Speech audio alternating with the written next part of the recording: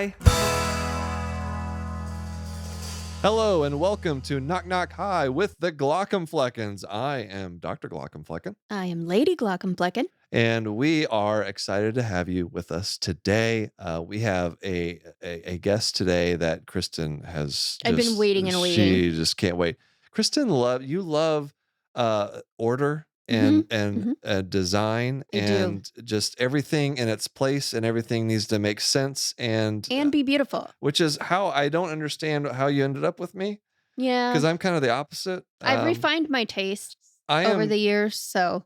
You got in, well, the getting was good, I guess. I guess so. I am a fan of chaos in all aspects of my life, and that's why I need Kristin to help control that.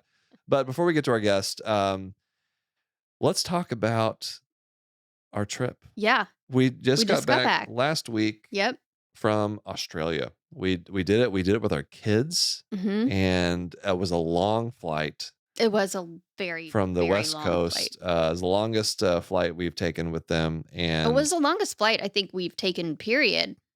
It is, yeah, my longest flight for sure. I think yours too. And what did we do to help?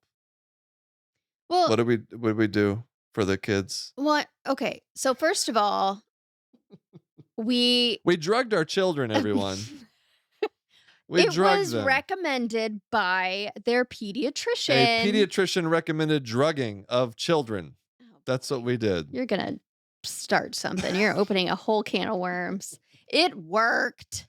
It was a little bit of Benadryl. Yeah. And some little melatonin. A little Benadryl. Benadryl. And it was all under the supervision of their pediatrician and their father, for whatever good that will do. It worked like a charm. It was great. The way there was better. They slept and were relatively refreshed. Really, but I also drugged myself. I took some Unisom. Me and our younger daughter, we both are pretty responsive. So we both got some pretty decent sleep on the flight. You and our older daughter, I don't know. It just doesn't do much for you. I'm too big. I can't.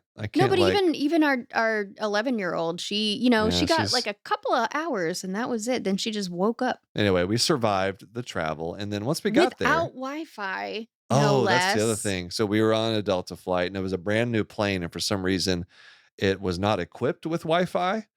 Which I don't understand that. We were furious that we couldn't access a Wi-Fi network 30,000 feet in the air. How dare they? Flying across the Pacific Ocean. How dare they deprive us of our social media accounts? It was a disaster. I was more concerned about for the kids. Everything we brought for the kids involved some Wi-Fi. You made me read a book, Delta. How dare you? But they did return the stuffy that they did. That our daughter I do have left. to. I got Delta a big round of applause, because our daughter, when we got off the plane in Sydney, our 8-year-old left her stuffed animal like under the seat. She just left it there, and then I got an email from the flight attendant, said, "Hey, I was able to track it. Fortunately, I'm easy to find on the internet." I have mixed feelings about that, but okay. So she got in touch with me through our website and the email address on the website, and mailed it back. The stuffy from like Tokyo, right? She had gone on. She had gotten back. It was she couldn't. She was like okay. traveling all over the place, obviously, but she's mailed it by the time she got back. But still, to take that step to do above that. And beyond. So shout out to Lily to Lily from Delta. And then once we got there, one thing that I know we had talked about on a previous episode is how nervous you were about the spiders. Oh, yes. Because all you hear about Australia over here, well, a few things, but one of which is all the deadly and poisonous, spiders and snakes. Now, we were and not plants. going into like the outback. No, we were not in the city. roughing it by any stretch of the imagination. We saw a couple of big spider webs, couple of things. But what I want you to explain the time that we almost like missed our reservation to, I forgot what it was, because you couldn't find your shoes. Yeah, I lost my shoes. That's because... Tell them why you lost your shoes. That's because I am, as you said, very orderly and organized. Couldn't even get that out because this was a fail. Sometimes this happens where I'm so organized and I think ahead so far that then I can't remember by the time I get to the moment in time that I was preparing for. I can't remember where I've put the thing, like when you put something in a really safe place so that it doesn't get lost and it's so safe that even you can't find it. Mm. That's what I did because I didn't want my shoes to get spiders in them. I didn't Keep in mind, I we didn't were want on like the 22nd floor of a hotel, and you Yeah. were still I worried. mean, I'm worried even here. So, yes, you take me to Australia, I'm going to be on high alert for spiders. So, I put my shoes in a like a zippered pocket of your giant duffel bag. In another closet, and it's just It's like like multiple behind many layers barriers of for something to get yeah. into. So, I couldn't find it. And then the thing that made me remember where I had put it is you said you probably hid them from the spiders. And I was like, "Oh, yeah, I did." And that immediately reminded me of where they were. So I know you quite well. I've seen this happen, folks. This like time and time again. You hide things from yourself, thinking under the guise of organization. I don't hide them from myself. Yeah, well, you do. I mean, I mean, that's that, the end and result, that's the end but result. That's what you're doing. You're hiding. it's not the Anyway, intention. we have a I few, found them. Don't yes, worry. I and it did find was them we had and a we made wonderful it. trip. We made it. We caught our ferry or whatever it was that we were trying to catch, Yeah. and had a wonderful time. Yeah. And it took Highly us. recommend Yes. Oh, going to Australia if you ever get the great chance. people. We did. Nobody got sunburned. It was a success all the way around. Yes. All right. Well, let's get to our guest. Enough about our All travels. right. So we have Dr. Bon Ku. Bon Ku is the director of the Health Design Lab at Thomas Jefferson University and an emergency physician. And we're so excited. This was a fascinating conversation.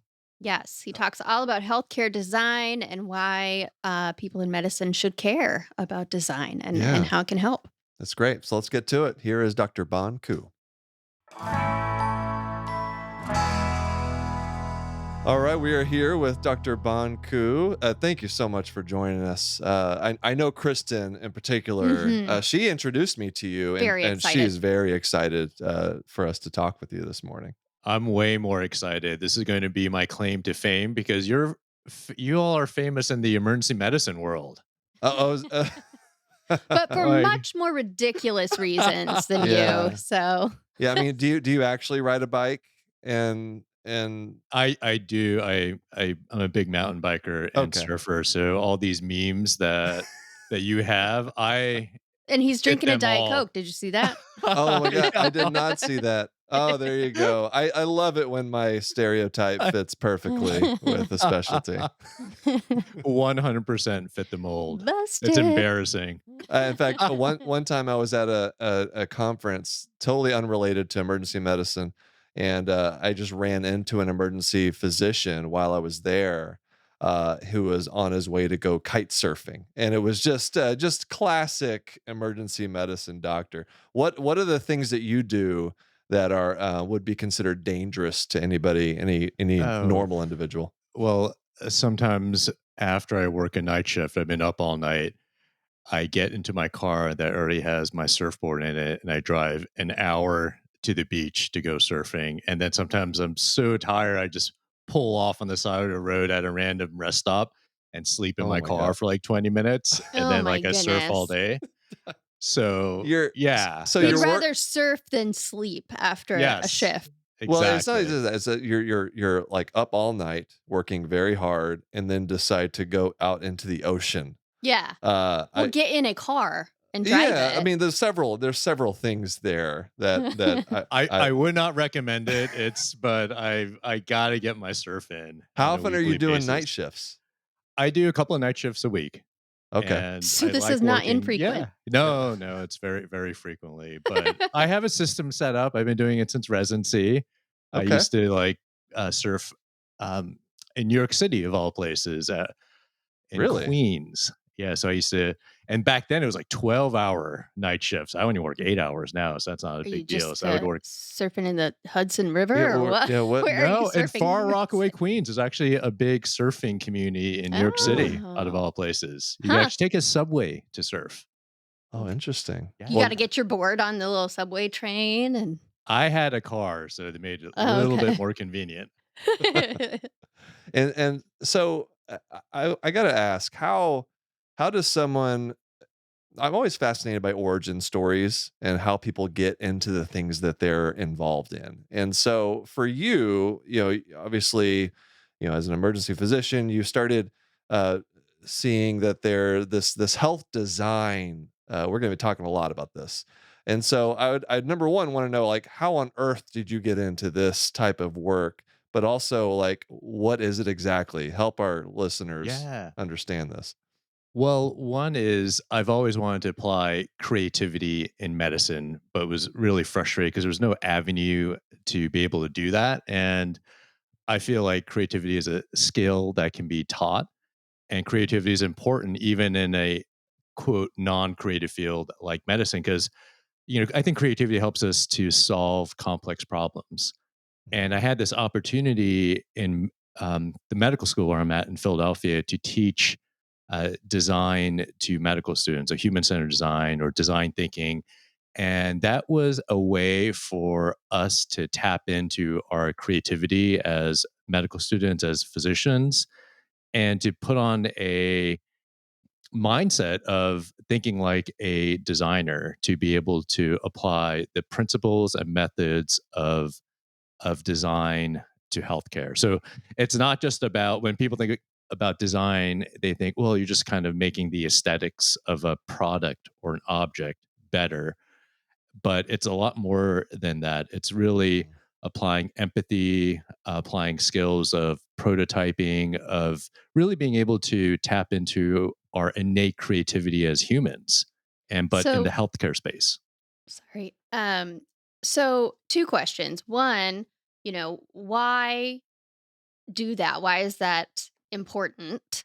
And two, how does design thinking differ from scientific thinking that maybe most people in medicine, or at least the stereotype of medicine, might be more familiar with? Yeah, yeah. Great question. I get this a lot, and I feel like I'm not saying to abandon the scientific method. I'm a researcher. I have a lab, but I feel like we could blend the scientific mindset with the creative mindset.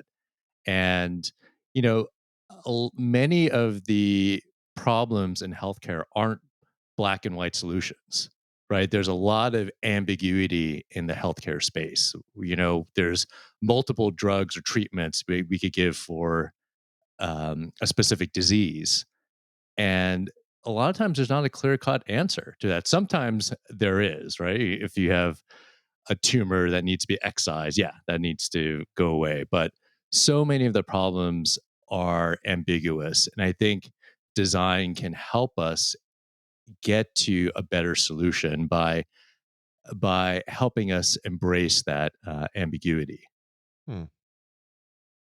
Which is very cool. What do you think that the biggest barriers to good design in the healthcare system are right now? Why? Because to me, it seems like it's horribly designed Yeah. as an end user, right? I'm not a participant in creating any medicine or providing any medicine, but I do, Oh yeah, show you up and are. go You, to the you you doctor. saved his Well, life right there. Oh my Yeah, I'd gosh. say a little bit. You got a little bit of that.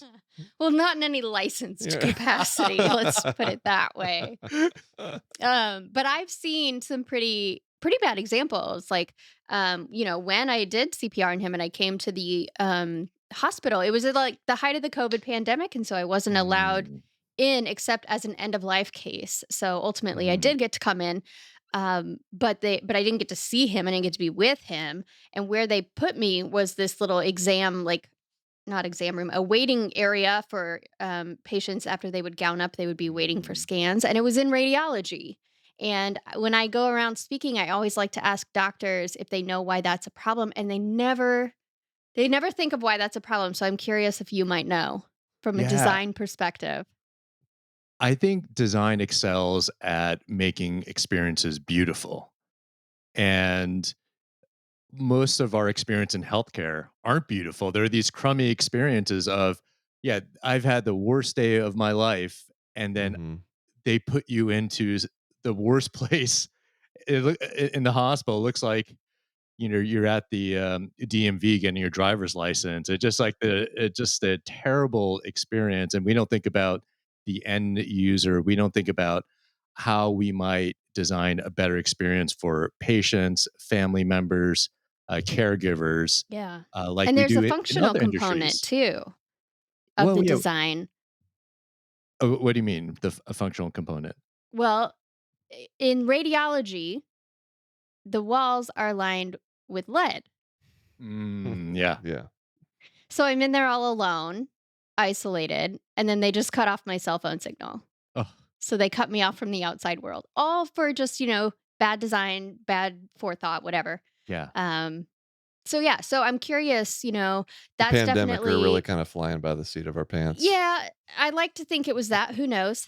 Um, Maybe a little bit of both. Things haven't changed since the pandemic. I think yeah, in our experiences in hospitals and clinics. right. Yeah, true. Yeah. So anyway, that was an example that I've seen in my own life. So I'm curious, why is it that way? What are the barriers to making things better? I feel like as in healthcare, we don't appreciate the value of design. I think so much of what we do in healthcare, we're putting out fires all the time, Hmm. and in design, there's a saying of form follows function. The chairs that we're sitting on, they look that way because they're supposed to hold us up in the air when we sit so we don't fall down. And my buddy Brendan Carr, who's an emergency physician, says in healthcare, form follows finance.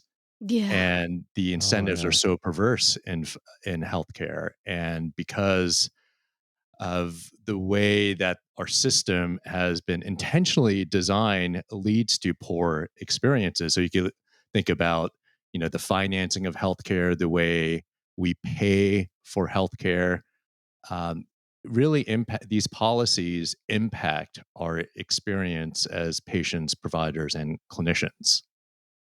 So there's two things we can do then. We can, going forward, we can have more of a form follows function type of thing. But then how do we, I guess we got to figure out a way to fix the problems though that are already in place. Yeah, you can't just, completely eliminate the finance piece of it, but how do we add in maybe a third Yeah, component? yeah. I mean, but when we think the financing of healthcare, that was someone designed the financing of it, decades ago. That Yeah. are the way we pay for healthcare is through insurance, Who through was our that guy? I just employer. want to talk to him. I think it was like in Texas, Yeah, maybe a Of long, come course it long on. time ago. was. We got it. Okay, go back in time and you know do a couple things and have a just a stern conversation, a stern talking Stern to that talking person. to. And in other countries, they haven't designed it that way. And Right. just because we have experienced this for decades, we don't realize, yeah, at some point, somewhere, some body, some entity, some uh, Hmm. policy was created, and we have a system that was perfectly designed to give us our experience of it right now. Right. Right. Perfectly designed to make us all miserable To suck. and financially devastate people. Yeah. That's so you are going back. You're a med student and that's when you started getting into this idea of design and wanting to combine creativity. No, you give me way too much credit. Oh, it was Yeah, later. much later, but I have always been, I guess, fascinated about design, but didn't really know what it was. I never formally studied design. I was a classical studies major in college, so I'm this weird guy who studied ancient Greek and Latin, Nice. and I actually didn't want to go to med school at one point because um, What were you gonna do instead? I don't know. So that's probably why I went to medical school. Well, you already knew all the words, so you were one step ahead of everybody else. That's true. My parents would disown me. They're from immigrants from South Korea, and they say, "Hey, we came to this country so you could go to an Ivy League school and become a doctor." Literally. So I've been brainwashed. So There you it Yeah. would go. have been caused chaos in our universe if I had not followed a path of medicine. Gotcha. And yeah, so I've always been, I geeked out about the design, like industrial design, the design of products, of how architects design buildings, and have always been kind of fascinated by this process. And I thought, Mhm. why don't we do this in healthcare? Because I believe that design can bridge technology and patients. Like we have the technology, but there's so many times there's this mismatch where we feel like something's missing there. Right.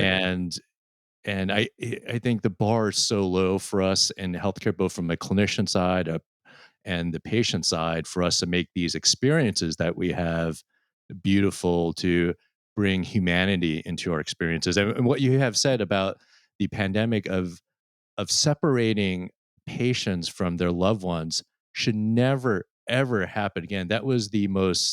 Mhm. That was the hardest thing I think I've experienced as a physician in my career. It was inhumane.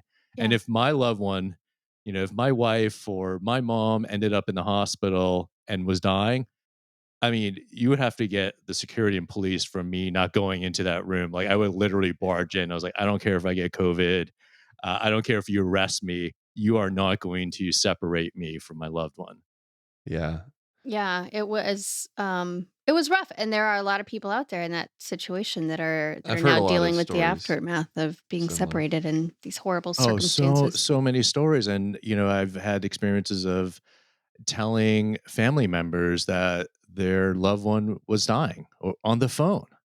I mean, it was just it's Yeah, so it's how, brutal. and going into thinking about our next crisis, how can we make hospitals safer for patients, their family members, so this doesn't ever happen again? How can we design hospitals with more ventilation? How can we ensure supply chains so this inhumanity will never happen again? When you so now you're the director of the health design lab at Thomas Jefferson University. Congratulations, by the way. That sounds very impressive. That's it's. I mean, I think being a physician is enough. Like you didn't have to go and do like a whole nother like really impressive thing. But good on you.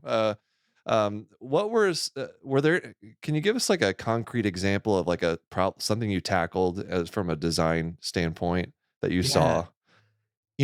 One is I have these 3D printers in the back of me here I see that those. yeah, so we look at a lot of different emerging technologies, so desktop 3D printing, and we bought some printers years ago and thought, what can we do with this in the healthcare space? Can we what are the applications of this technology? So we started doing some research working with our surgical colleagues in the beginning, and said, "Hey, can we use this as another data point for surgical planning?" So complex surgeries, where working with our head and neck cancer surgeons around mandibular reconstruction, and thought, "Hey, can we print out the mandible from a CAT scan and do some surgical planning?" So one technique was Mhm. bending a titanium plate in the OR in real time to stabilize your mandible, your jaw. Wow. And we thought, hey, why don't we print these out first, pre-bend these plates so we don't have to do it in real, so the surgeons don't have to do it in real time in the OR. Sterilize them and see if we could match it, Oh. and so save some time. So that's like one practical example of we have this technology. How can we think about human-centered design and apply it in to real problems in the healthcare space? So that problem was, decreasing OR time in complex surgery. So we've done a lot of research around that. And you are in one of the best places for finding out where those problems are, right? The emergency department. There's probably so many design things you got like roaming around your head. And Oh yeah, yeah. do you Yeah. have like a holy grail of like design you're trying to you're trying to unlock? One is, yeah, the holy grail is how do we keep patients from being in hallways when they're boarded Yes. in the hospital? So you like it's if I could prevent boarding in emergency rooms, I feel like I could die, and that would be like it'd be better than winning the Nobel Prize because I think it's the most inhumane thing to do Right. when you go to the ER. It's probably the worst moment of your life, Mhm. and then we go, okay, well, we're so busy. You waited 10 hours, and then we're gonna put you in a hallway bed, and you're gonna wait maybe 2, 3, 4 hours a day, 2 days to get upstairs to your admitted bed. I mean, that's Yeah. inhumane that happens. And I go, how come this doesn't happen anywhere else in the hospital? Like, imagine going into the ICU and having a boarded patient like in the hallway on a ventilator in an ICU, or think about maybe other industries of if you hop on a flight and go, hey, I was assigned a seat, but then they're like, oh no, we don't have a seat for you, but you could be in the aisle for this entire like 8-hour flight, like There's a transatlantic flight. little overhead bin space Yeah. Tuck we could you just into. slip you into. uh, Yeah, no. and and that is a great a design challenge of how do we prevent boarding. And I think a lot of people will go, well, we just need bigger emergency rooms, right? Because so we could have more beds. Well, I mean, I don't think that is the answer. I think it's a lot of the policies that we have that prevent a patient from going upstairs from the discharge processes to a human capital of we have nurses and other clinicians, you know, leaving healthcare in droves. And so when Mhm. there's a shortage of hospital beds, I don't like that term because I think there's like really the problem is a shortage of nurses and Yeah. other frontline workers. The what do they call it? The Great Resignation. So Yeah. everybody's leaving.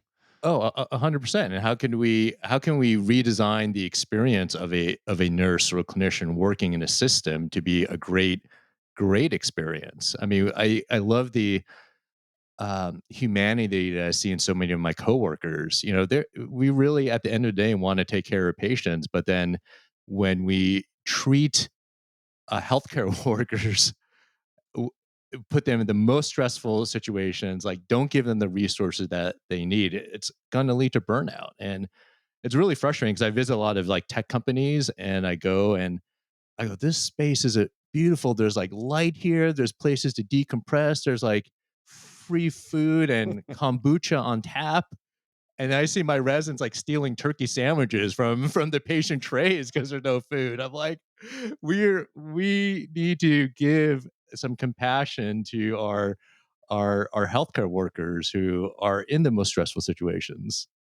Yeah, and I think, I'm assuming that some pushback to that might be, well, that doesn't increase the bottom line, right? That's if form follows finance, where's the finance in that? But I think that that's maybe a short-sighted way of thinking about that problem because if you can retain your healthcare workers, if you have less turnover, if people are, able to treat patients better, right? Then the patients are happier, the patients get better faster. I mean, all of that would affect the bottom line. Yeah, and burnt out nurses and physicians are going to give burnt out care. It's Right. it's it's Mhm. it's to me, it's a simpler formula. Like, yes, it's going to be some short term pain, but it's going to be have better long term impact upon the delivery of care.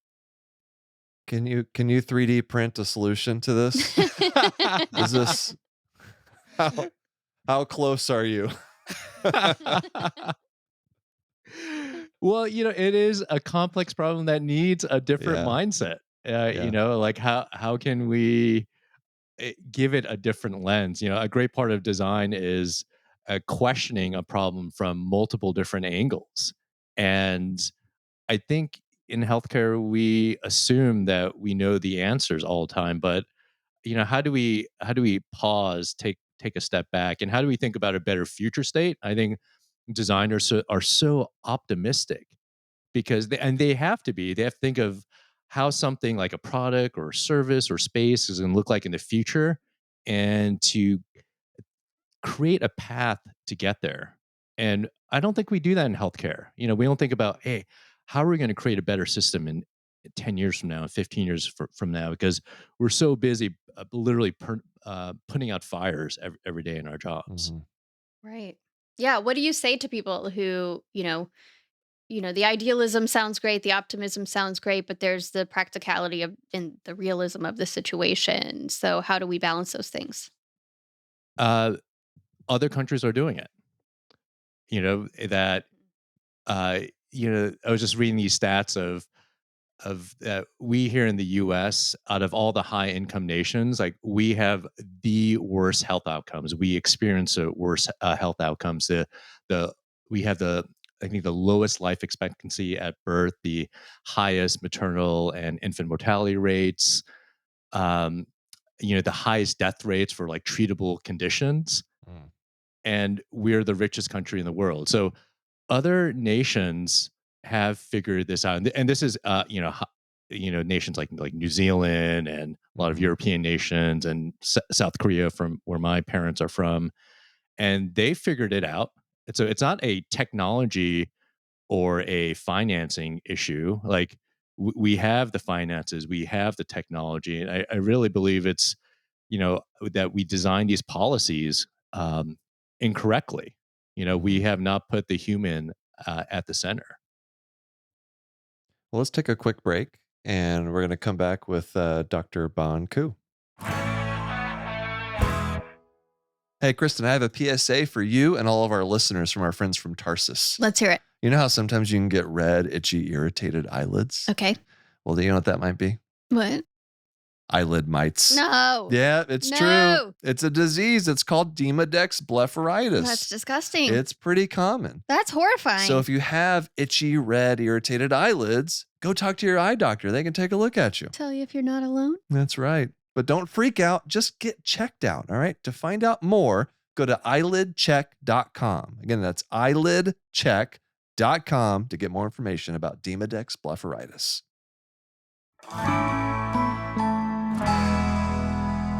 All right, we are back with Dr. Bon Ku. Now, Dr. Ku, we've established that you wear two hats. You got this design thing, you got the emergency medicine thing, and that emergency medicine provides you with a lot of interesting experiences.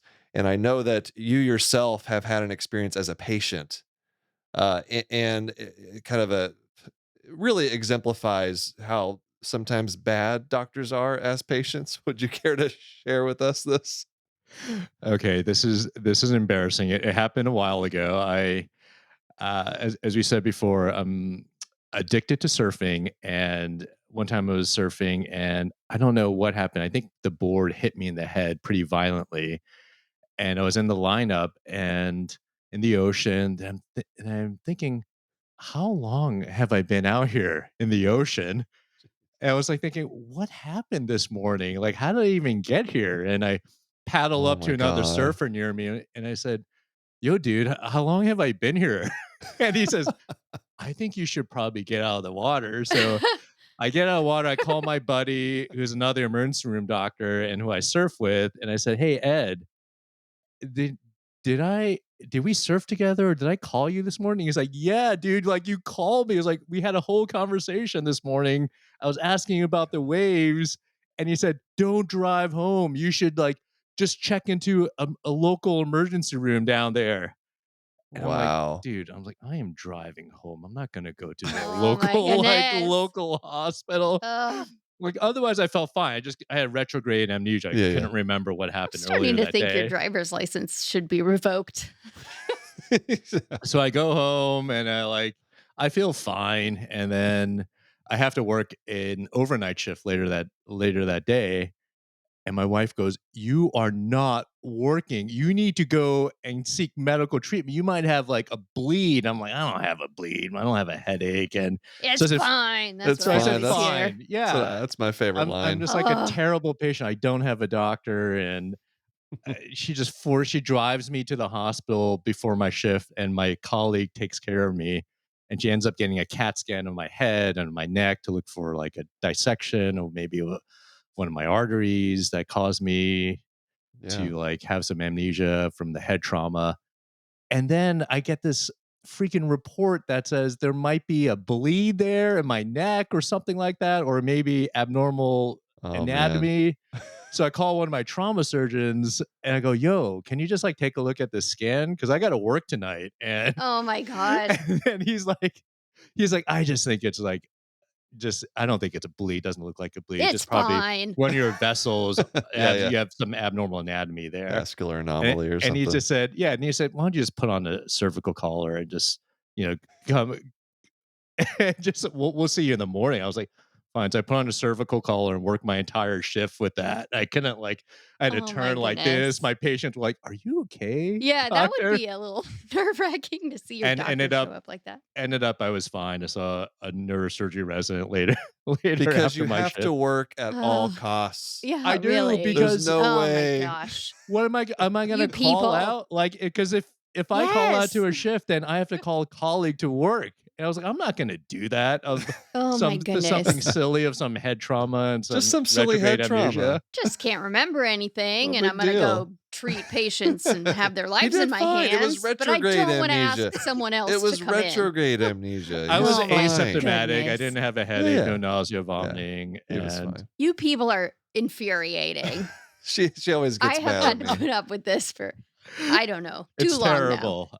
Yeah. Yeah, when I had my cancer diagnosis, I tried to continue working, and I Yeah, like he left the ultrasound room where we got the diagnosis I was like on and call. went to work. Well, Oh I my tried. I gosh. tried to. I ended up Yeah. having to leave because it was too much Oh. emotionally to Yeah, bear. But like I told you it would be. that's just another example of why doctors are terrible patients. We don't know Yes. how to take care of ourselves. It's so bad. I would not do that again. I was like younger back then. I'm older now. So Talk about a design flaw in the way we all think Yeah. about our own health.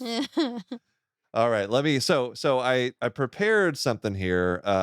This is just kind of off the top of my head for the most part.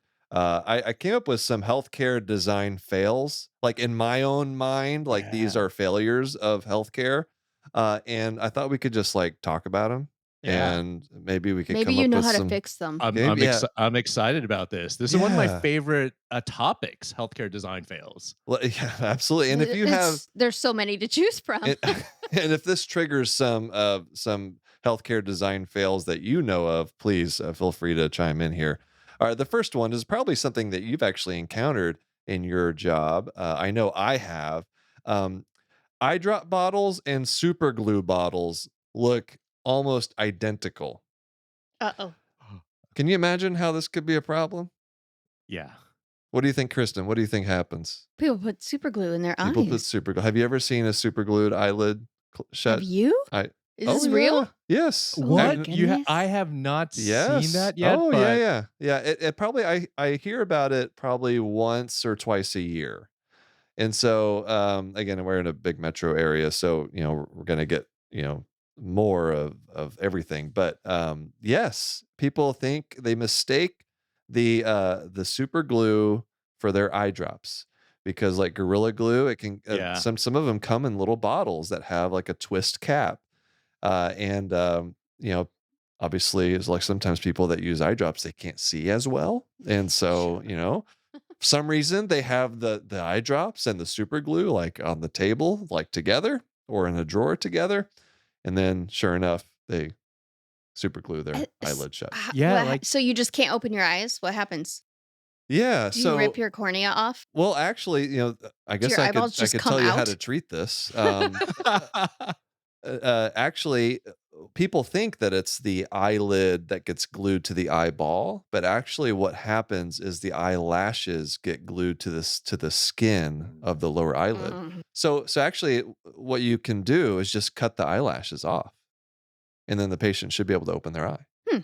Okay. So Not as horrific as I was it's actually envisioning. it is horrific for the patient because they think the worst, obviously, that they're going blind, but then when you can fix it, it's great. But anyway, that's healthcare design. Like what? Yeah, like designers have a responsibility Yeah. making some of these products. So remember that there was like that TikTok challenge of people, like kids eating like laundry detergent, Oh, the Tide The Pods. Tide the Tide Pods. Pods. And why would a designer ever design something to look like candy? It looks just like candy. Like Yeah. why would he even Bright that colors. yeah, Yeah. bright colors, like About that it looks like size. something that you would Yeah. want to eat and consume. Like it should never have been designed that way. And basic things. One of my favorite slides that I use in a lot of talks, I had to retire it because I use it so much, but I get so many laughs from the audience, is that we have 2 thermometers in our trauma bay, an oral thermometer and a rectal thermometer. Oh no. And if you look at it straight on, you cannot tell which one is the oral thermometer, which one is a rectal thermometer. So Oh our no. nurses did a hack of we have with a marker go rectal oral, because the only way you could tell is a dot on top of the probe itself, red or blue. I'm like, Oh you should make those things very different, because yeah. in Yeah. an emergent situation when we're working like in a hospital, you're just going to go quickly for a thermometer, and no one wants a rectal probe in their mouth. Oh boy. No, Mhm. I would say not. Nobody wants that. So that reminds me That's of a good your crazy example. glue and Yep. Yeah. Crazy yeah. glue and eye drops, rectal and oral thermometers. Uh, different things should Should look look different. differently. Yeah. Yes. Look Um, differently, feel differently, sound differently. exactly. All right, here's one.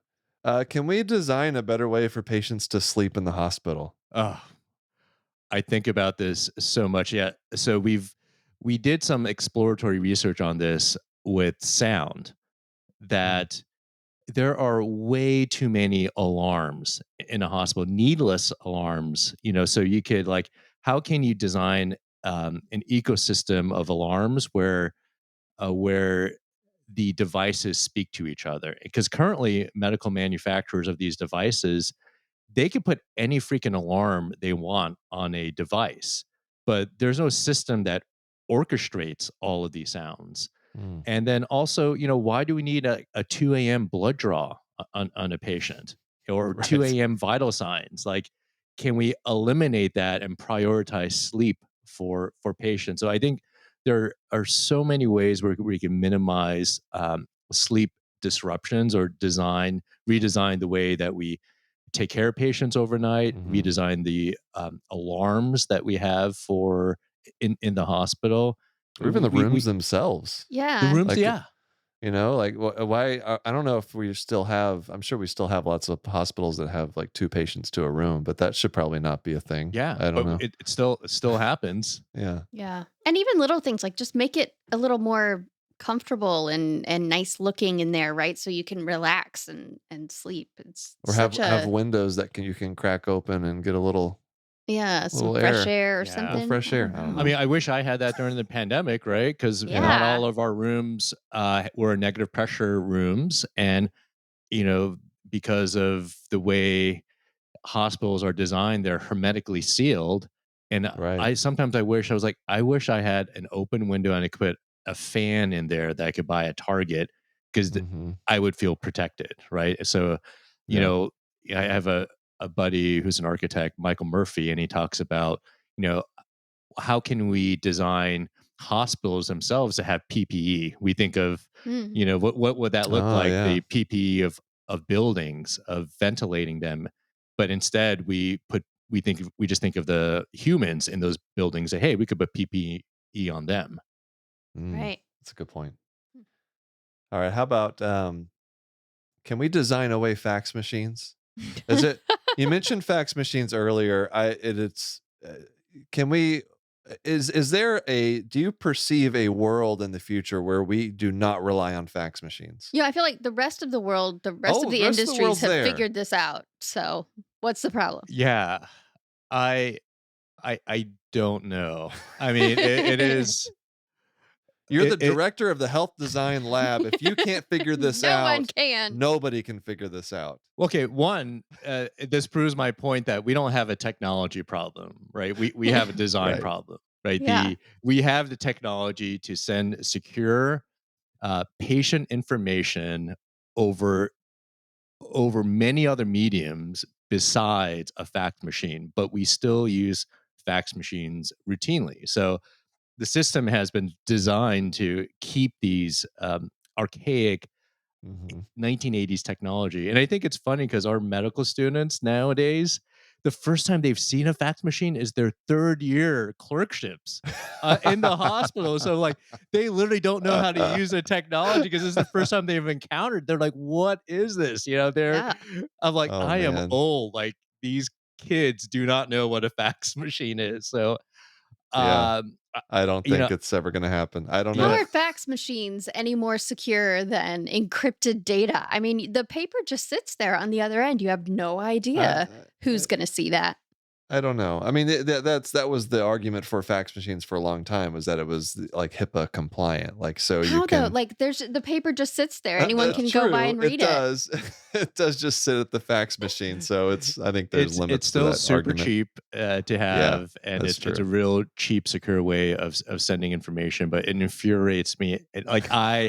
My daughter had to get ACL repair. She tore it, and then at one point they're like, "Yeah, can you fax over some information?" Like, are you kidding me? Just fax Faxing it over. over information? My That's favorite is when sometimes my, healthcare institutions where I receive healthcare will ask me to fax something. And I'm like, no, I like can't. from your Like, how house, would I even do that? Yeah. your residential. Like maybe the public library might still have Let me one. find a fax Oh, machine. I thought it was a moral argument. It's like, no, I refuse to, but Well, it's because you both. don't have a fax machine. Both. It's the principle Yes. of the matter. Who does? Who can do that anymore? All right, I got a couple more. Can we design a better slit lamp? Ooh. Oh, yes. I mean, It's they're so hard to use. Like I yes, did a few weeks of ophthalmology as a emergency medicine resident, and so I put some time in to learn it, but good for you. it's big and cumbersome. You So need yep, yeah. exactly. For those of you who don't know what a slit lamp is, it's a machine on wheels that basically it's a microscope that allows you to look at the front and the back of the eye with fine It's the thing detail. when you're a patient and you go to the eye doctor and it's Yeah. the one or two, one or No, two. no, no, no. That's No? the four-opter. It's the big thing that That's sits not on. no, No? that's not the thing. I No. all this time I thought that was No, the slit lamp. the slit lamp is Look at that. slit lamp's the bright light that they shine in your eye. The thing that you hate so much. They Okay, but dilate your but eyes and they shine a bright light. The thing you're talking you about? still have that thing on your face when they do that, right? No, not necessarily. You got to put your chin on that Yeah, the thing, chin Yeah, in there. and that yeah. thing.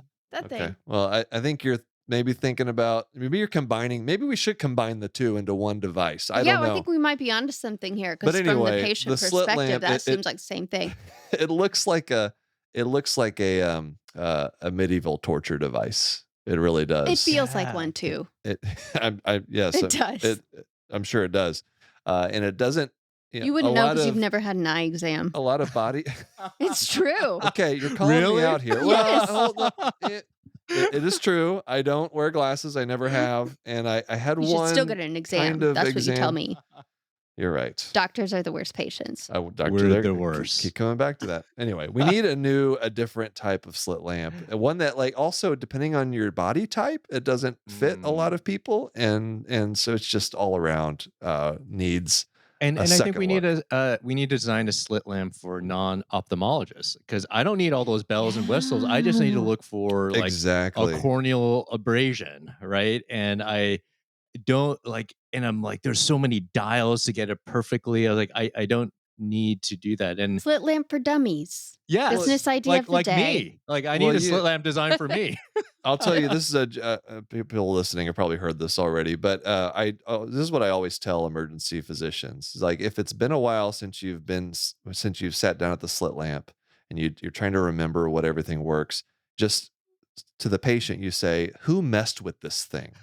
And it's gonna buy you a little time to try to figure it out I'm again. So totally anyway, going to that's like what you do. write that down. That's I have all these scripts for patients that I use. Do So it. I'm like, I gotta remember that one. Yeah. Okay, I have one more design fail. How do we design nicer cardiologists? Can, can we do something about this? What do you mean? I think the cardiologists in my hospital are a lot of them are Oh, nice. you have to say that, okay? They're gonna be listening to this. I'm so glad you have nice ones. No, I'm hard on the cardiologist. I had like one or two of the difficult experiences as a med student that might have ended up with me crying. I think overall probably they're nicer than I imagine. But maybe we could just cut out the asking about details on an EKG. I mean, Yeah. hey, maybe Oh that's I yeah. don't know. And I think that it's a funny question, but it is a serious question too. Like, how can we redesign medical education, and how can we design behaviors, Mhm. right, in medicine? How can we redesign those behaviors? When I was a medical student, when I had a surgeon throw surgical instruments in a room and yell at me and say, hey, maybe you shouldn't. I was thinking about going to surgery, but it's like, well, maybe you should go into pediatrics instead. I'm like, what? Oh That is no. so mean. What, pediatrics is a great field, and like that is Yeah. it's so insulting. So I think uh, medical schools are doing a better job of designing behaviors and modeling out there, but I think Yeah. we can do better That sounds like with that. a difficult endeavor to I would love to redesign see some behaviors. co-design in medical education too, Yeah. from patients and families and physicians, right? Like, how can we design this whole system to work better for the people? I think it's BJ Miller has that great quote about healthcare systems are designed for diseases, not people, which is to say they're badly Mm, designed. yeah. So I want to see people have input into, what can be better. And then we start just teaching people to do You're those speaking things. like a true designer, Kristen. I think There you Stanford go. Medical School has a co-design process in their admissions. I think Oh, they interesting. actually have like patients from the community participate in interviewing Mm. medical students. So Oh, because that's that's one gonna be their way. patients. Yeah, and then a patient may go, "Hey, this undergrad or this applicant has no social skills or no emotional intelligence. Maybe Interesting. you Hmm. should not accept him." Oh, and that's an interesting idea. Yeah. Oh, I could talk all day about this stuff. Well, let's take a break, and then we're gonna come back with a couple of stories from a very special person, Oh, right. and so we'll be right back with Dr. Banku. All right, we are back. We're gonna take a look at a couple of special stories from Kristen's dad, Yes. or actually more your My grandfather grandfather, through your yeah, dad. exactly. My dad sent these in to our email address, which I thought was really cute. That is cool. And your grandfather was an obstetrician, Yep. and he actually designed something very Yes. special. He designed what's called the Mighty Vac, which is you'll have to help me. I think it's like a plastic It's a disposable vacuum extractor. vacuum extractor. Just a certain kind of vacuum, like the Ah. vacuum extractor as a device existed, but it was like made of steel, and it was really, not a great experience for the doctor or the baby. And they came out with a big, cone on their head, and that freaked the moms out. And it just all around, it was doing the bare minimum, but wasn't doing a great job. And so, um, my grandfather always used to tell the story of he was sitting in a sauna one day, Where all and the best meetings happen. and there's another guy in there, and he would say, you got to talk about something while you're sitting there naked. So they just started making small talk about what they do. And it turns out he was a plastics manufacturer, and one thing led to another, and they came up with a new design for the vacuum extractor that involved a certain kind of plastic. And anyway, he patented that, and that's the Mighty Vac, and it's still in use today. So I thought these stories are particularly appropriate for this episode with you, Banku. Oh, that's so cool. I love like where inspiration comes from. It can come from a Right. Yes. sauna, it can come Naked in a from sauna. some Right. of my Right. best moments are in the shower when I'm That's not right. on my devices. My brain can just like go down different pathways, Yeah, and you Oh, just I'm put with two you. completely unrelated things together, and something magical comes out of it. but So the I encourage like a lot of us to look at outside healthcare for inspiration. Yeah. Designers call this like, there's a term for this called like analogous inspiration, of looking at another industry for some inspiration. So, like a Right. lot of us in healthcare, airlines, we get a lot of inspiration for them, and kind of like pilots, how they use simulation. And, why can't we teach simulation to doctors instead of having them take multiple choice question tests every 10 years to get recertified? But maybe they should have as rigorous processes like pilots do to maintain their certification. Or even just cross-disciplinary within medicine. You guys are so siloed Mm. that it just doesn't, allow for these moments of creativity to Yeah, I occur. don't think I've talked to an ophthalmologist in 10 years. Yeah. That's right. Doesn't surprise me whatsoever. Or Anyway. radiologists, I never see them anymore. We used to have reading rooms. I loved going back and to the reading room and talking with a human. Now it's just like You over th- chat in the electronic health record. Yeah. you think you haven't talked to certain doctors? Hey, when was the last Yeah. time I talked to anybody outside of my own field? I don't know. Just this podcast. Yeah, exactly. All right, so these are a couple of stories from Kristin's grandfather. So, and your dad sent us these. So, it says, Kristin, your grandfather enjoyed telling the story of a mischievous patient of his who became bored lying in bed in the hospital recovering from surgery. The nurse brought him his lunch and a small plastic bottle for a urine sample that he was to fill at his leisure after he finished his lunch, which included apple juice. He then surreptitiously poured his apple juice into the sample bottle and waited patiently for the nurse to return. As she asked for the bottle, he started to hand it to her and then abruptly stopped just short of handing it to her, held it up to the light, and said, "Hold on a sec. This looks a little cloudy. Let me run that through again." And then started and then to the startled dismay of the nurse, quickly chugged it down. It's great. Gotta give that another pass through the It's good. kidneys. Gotta give that another Filter that pass out a to the little more. kidneys. That was a good one. I have not seen that. Uh, That's a great one. That was a different That's a time. good. That'd still be a pretty solid prank on your nurse. I'm sure that would throw people for a loop. Okay, the second one. He also told the story of a high school boy who worked part-time in the afternoons at a small filling station garage in a tiny rural community nearby. The boy came to him complaining that he was having difficulty urinating. Your father examined him and quickly became suspicious something was up. After quite some interrogating, the boy confessed he had grown bored the day before and found some small ball bearings lying around and thought it would be a cool idea to shove them up his penis and shoot them out. Why? Shoot them out while peeing. That was the Oh goal, my to shoot gosh. them out. I'm Oof, sure ouch. you have probably encountered your fair share of things in orifices Where they should not be. where they All should not be. all the time. And I used to Why do like people joke do this? I don't know. And like, there's like crazy x-ray findings of all this stuff, and people sticking foreign bodies up the rectum and Oh urethra yeah. and swallowing stuff. And but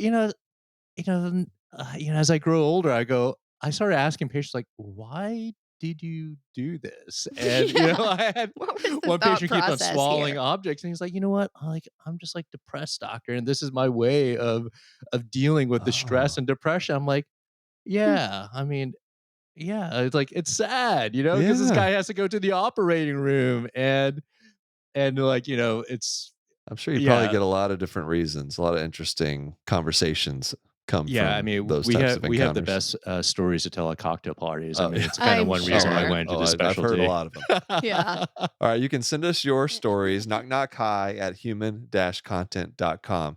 Dr. Banku, thank you so much for joining us. Before you go, let us know what's going on in your life, what you want people to know about. Yeah, uh, we have a great book called oh my gosh, you have it We called have Health. the book. Of course, we have the book. It's a wonderful book. It's called Health Design Thinking. It's co-written by a famous designer named Ellen Lupton, and she did the second edition during the pandemic. And we use examples of creativity during the pandemic. So if this intersection of design and healthcare is interesting to you, check it out. And I have a podcast called Design Lab where we explore this in depth. So we have like architects on, industrial designers, physicians, other folks and we just like take a deep dive into the intersectionality between design and health. Very cool. Not only is it a great book on design, but the book itself is designed very well. It's very pretty. It's very pretty to look at. It is. Yeah. Jenny Tobias did all the illustrations. It's like graphing paper here, like an EKG machine, and it's awesome. It's a beautifully designed book. Check it out. Health Design Thinking. Banku, thank you so much. It's really been a pleasure talking to you. This was a dream. I'm going to be so famous in emergency medicine now. Like you both are legends. Like I'm going to be like, I'm going to impress people in my specialty. So thank you. All right. Good talking to you. Take care. Oh, what a fun conversation that was. Yes, I could go on forever about all that stuff. That was super fun. Check out that book to him for too. a long time. It's really, I haven't gotten all the way through it, but I know it's from what I've read, it's really fascinating stuff. It's a topic that you just don't, going through medical education and training. It makes perfect sense why we would need good design to redesign everything, like the whole thing. Really. Yeah. But it makes me, start to have questions about how it was designed in the first place. How did we get here? Why is it this way? The residency schedules. Like, I don't know if this is an urban myth or true, but apparently, the rumor is that the system we have for the long hours that doctors work, and especially residents, are because there was a doctor that was on cocaine that set the pace for everyone. Really had a big influence in the formative years of medical education and training. So that's the system and the design from that, that's what we have right now. So I feel like it's due for a redesign. Maybe we should reconsider. Yeah, we need to go from a cocaine design system to a just caffeine. Caffeine would work. Leave the caffeine in, but maybe take it down a notch. Oh, and thank you to Kristin's dad for sharing those stories as well. Yeah, those are always fun. Were fun. And he practiced, this was in the 50s and 60s. He was practicing. He delivered me, so I don't know the right. exact dates, but yeah. He was practicing in the 60s. In the 60s he may have to been 80s? Trained. 60s I to really 80s? don't know. Something like that. Yeah, 60s to 90s, I think. I remember when he retired. Yeah. So, yeah. And so let us know what you think about this episode. We had a great, I think this is going to be a really fun one. Yeah. Guys. And there's lots of ways to hit us up, by the way. You can email us, knockknockhi@human-content.com. Visit us on our social media. We're on pretty much everything, right? Yeah. Yeah, TikTok, Instagram, Facebook, YouTube, all of it. All the things. And you can also hang out with us and our Human Content Podcast family on Instagram and TikTok at Human Content Pods. Now, we want to thank all of the great listeners for leaving feedback and reviews. If you subscribe and comment on your favorite podcasting app or on YouTube, we can give you a shout out like today. The War Within a War on Apple said, down to earth, great listen. Information is fresh and easy to listen to. Oh, I think it's probably thank you. you. I don't know how easy I am to listen to, but I think we're both fairly easy to listen to. Thank you so much for that comment. Keep sending us your stories, jokes, and guest ideas. I love seeing emails from people suggesting certain guests, and a lot of interesting people out there to talk to. Full episodes of this podcast is up every week on my YouTube channel at D Glaucomflecken. We also have a Patreon. Lots of cool perks, bonus episodes where we react to medical shows and movies, hang out with other members of the Knock Knock Hi community. We're there, active in it, interacting, commenting, posting things. You get early ad-free episode access, Q&A live stream events, and a lot more. Patreon.com/Glaucomflecken or go to Glaucomflecken.com. Speaking of Patreon community perks, new member shout out to Tuspa M, Julie S, Mark, and KL. Shout out to all the Jonathans as well: Patrick, Lucia C, Sharon S, Omar, Edward K, Stephen G, Roskbox, Jonathan M, Marion W, Mr. Granddaddy, Caitlin C, Brianna L, Chaver W, Jonathan A, Leah D, and KL. Patreon roulette time. This is when we give a shout out to a random emergency physician tier of the Patreon. So that's right. We have a shout out. I gotta do the thing. Drum roll, please. Shout out to Michael H for being a patron. And thank you all for listening. We are your hosts, Will and Kristin Flanary, also known as the Glaucomfleckens. Special thanks to our guest today, Dr. Ban Ku. And our executive producers are Will Flanary, Kristin Flanary, Aaron Corney, Rob Goldman, Shanti Brook. Our editor and engineer, Jason Portizo. Our music is by Omer Ben-Zvi. To learn about Knock Knock High's program disclaimer and ethics policy, submission verification and licensing terms, and HIPAA release terms, you can go to Glaucomflecken.com or reach out to us at knockknockhigh@human-content.com with any questions, concerns, or other medical jokes. Whew. I did it. Knock Knock High is a human content production.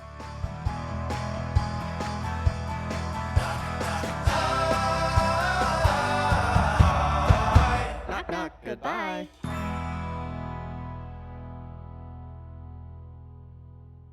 Thanks for watching the episode. You can find more on that playlist over there. If you prefer to listen, or you just had your eyes dilated, you can binge full episodes wherever you get your podcasts. Or join the party over on Patreon, where you get early access episodes, hang out with us, get lots of exclusive bonus content. Help you subscribe, leave a comment below. Let us know what you think.